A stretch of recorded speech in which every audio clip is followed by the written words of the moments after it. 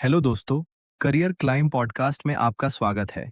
मैं हूं राहुल और आज हम एक सिंपल बट पावरफुल बात करने वाले हैं। NCERT advantage. कॉमर्स स्टूडेंट्स के लिए अक्सर कंफ्यूजन होता है। एनसीईआरटी पहले पढ़ें या रेफरेंस बुक्स। आज इस मिथ को तोड़ने के लिए हमारे साथ हैं Deepika. Welcome back Deepika. Thank you Rahul. ये एक ऐसा टॉपिक है जहां स्टूडेंट्स मैक्सिमम गलती करते हैं। एनसीईआरटी को अंडर एस्टिमेट करके वो अपना टाइम और एनर्जी लूज कर देते हैं। दीपिका, स्टूडेंट्स को लगता है कि एनसीईआरटी बेसिक है और रेफरेंस बुक्स ही रियल प्रेपरेशन के लिए इम्पोर्टेंट हैं। क्या ये सही सोच है? बिल्कुल गलत।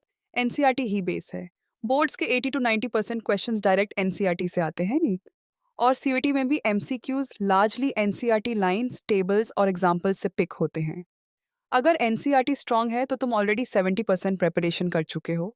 तो एनसीईआरटी को पढ़ने का बेस्ट अप्रोच क्या है? सबसे पहले line by line reading. Business studies और इकोनॉमिक्स दोनों सब्जेक्ट्स में डायरेक्ट एनसीईआरटी लाइंस पिक होती हैं। अगर तुम सिर्फ कीवर्ड्स हाईलाइट करके रिवाइज करते हो तो ऑब्जेक्टिव और सब्जेक्टिव दोनों एग्जाम्स के लिए प्रिपेयर्ड हो जाते हो। स्टूडेंट्स टेबल्स और डायग्राम्स को स्किप कर देते हैं, क्या वो गलती है? बहुत बड़ी गलती। एनसीईआरटी के टेबल्स और रियल लाइफ एग्जाम्पल्स बहुत स्कोरिंग होते हैं। इकोनॉमिक्स के केस स्टडीज या बिजनेस स्टडीज के फ्लो चार्ट्स ये डायरेक्टली एग्जाम्स में रिपीट होते हैं। अगर तुम्हें एनसीईआरटी के विजुअल्स याद हैं तो आंसर स्ट्रॉन्ग और प्रेजेंटेबल लगते हैं।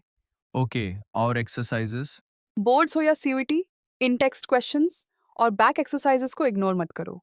इकोनॉमिक्स में डेटा बेस्ड सम्स और अकाउंटेंसी में सॉल्व्ड इलस्ट्रेशंस एनएसईआरटी से ही उठकर आते हैं। इनको एक बार नहीं, मल्टीपल टाइम्स प्रैक्टिस करो। तो क्या रेफरेंस बुक्स का रोल खत्म हो जाता है?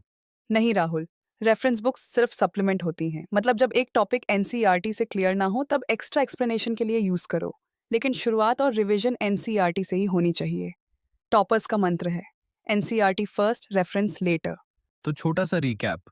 एनसीईआरटी लाइन बाय लाइन पढ़नी है, टेबल्स डायग्राम्स स्किप नहीं करने, एक्सरसाइजेस स्ट्रॉन्ग करनी है और रेफरेंस बुक्स को सिर्फ सपोर्ट के लिए यूज करना है। Exactly exactly. अगर तुम एनसीईआरटी पे मास्टरी कर लेते हो तो बोर्ड्स और सीयूईटी दोनों में तुम ऑलरेडी सेफ जोन में हो। बहुत ही क्लियर और प्रैक्टिकल बात रखी तुमने दीपिका। मुझे लगता है अब स्टूडेंट्स का डाउट खत्म हो गया होगा। हाँ राहुल, एक लाइन याद रखो, एनसीईआरटी को लाइटली लिया तो मार्क्स भी लाइटली आएंगे। तो दोस्तों, अगर आपको ये एपिसोड पसंद आया तो करियर क्लाइम को लाइक, शेयर और सब्सक्राइब जरूर करें। नेक्स्ट एपिसोड में फिर मिलते हैं एक और कॉमर्स हैक के साथ। Till then, NCERT strong, confidence strong.